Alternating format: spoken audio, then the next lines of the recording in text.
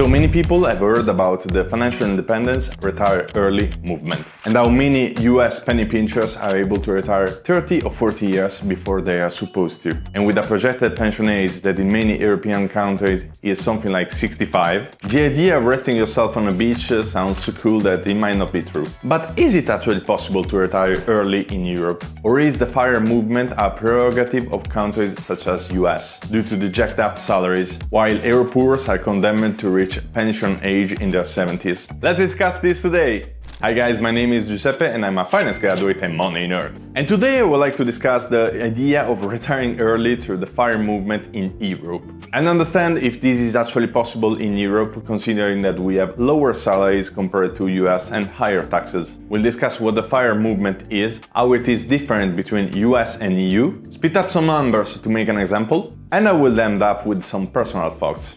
But before starting, please leave a like and subscribe if you find this video useful and interesting, so you can help me grow in this project. And now, without further ado, let's get started.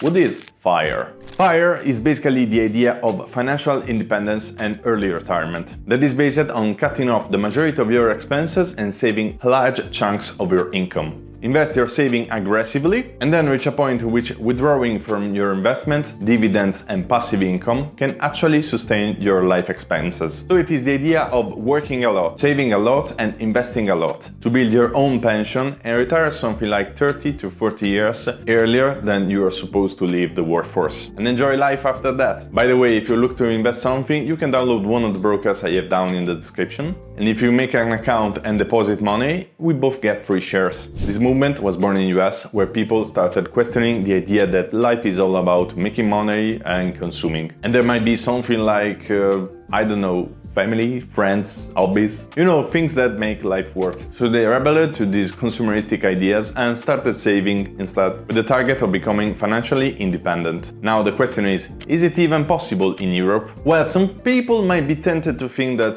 FIRE is possible only in US, due to the steep differences in salaries and taxation compared to Europe. But well, as everything, it kinda depends. Without the pretense of being scientifically accurate, I just googled the difference between the median cost between living in US and living in Europe. I found out this article from Yahoo Finance that says that a single adult has a median cost of living in US of $2,508, while living in Europe has a median cost for a single adult of $1,746. Interestingly enough, the cheapest state to live in US, that is Kentucky, in which the median cost is $2,275, is still more expensive than the median cost of many European states. Like Italy, for example, in which the median cost is $1,743, so very close to the median. So what's the point? Simply put, in US there are higher salaries and there are less taxes on income. But on the other hand, in many European countries you do not pay healthcare and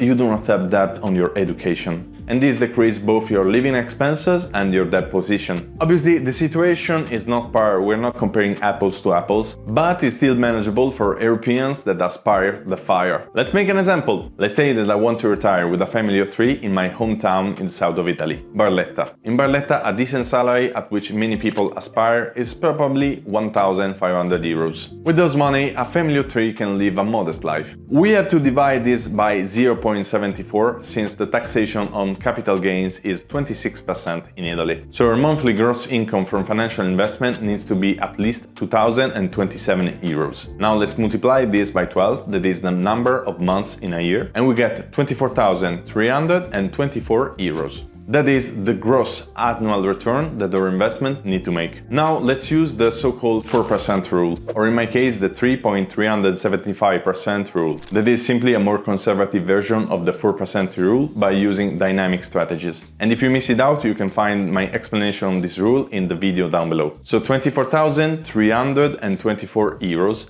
divided by 3.375%. That gives us a total of 644,000 euros. Now let's round out at 650,000 euros. So I need this amount of money to afford more or less indefinitely a modest lifestyle in my hometown if I want to retire. With a family of 3. Achievable? Not achievable? Well, let me know in the comment. I really value your opinion on this topic. Let's say that every situation is different and every person starts from a different point. But I will argue that it's probably possible for many people to achieve that amount of money in their lifetime by investing. And even if you do not accumulate that amount of money, you're still anticipating your pension age by many years by putting together a lump sum and then getting return on that sum.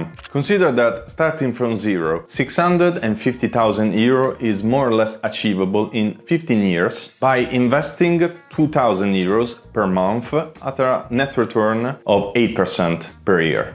That is more or less the return of the Nasdaq 100 after inflation. Here you can see this computation of the compounded effect on these 2,000 euros per month invested with a 8% net return over 15 years. For many people in Europe though, 2,000 euro is even more than their current salary. So it is quite hard to save that amount of money monthly. But I mean, with 2 salaries and a very frugal lifestyle, it is more or less achievable. You can also help yourself with side hustling. And that is why many people in the FIRE movement had side hustles, other projects and second jobs, and they do whatever they can to make additional income. And still, with all this added stress, they decide to save this money instead of splurging and invest diligently for 10 or 20 years. In this way, by developing these side hustles and second jobs, they can also develop other sources of income that they can enjoy after retiring. So pursuing FIRE is a very deliberate choice that people usually decide with their significant other and carry on for the years to come. It does not happen by random chance. My experience. I'll tell you my story with that. In my mid-20s, early retirement was my dream, to the point that I started living in Milan with a budget that was less than 1,000 euro. I also remember my budget: 120 for groceries, 30 for leisure, 30 for transportation, 600 for rent, and 40 for phone bills and Wi-Fi. A total of 820 euros per month. Basically slightly more than the salary of an intern. Useless to say that I burned myself to the ground in 6 months, although I saved a lot of money in that period. Now I reached the point in which I sincerely think that it's not so much about how much you save and invest for your financial independence and da-di-da-da. It's more about building something that you do not have to take a vacation from. Something that makes enough money to cover your expenses, so you do not have to work anymore, at least as an employee. Because I sincerely view entrepreneurship as the only source of freedom. Don't get me wrong, I like my job.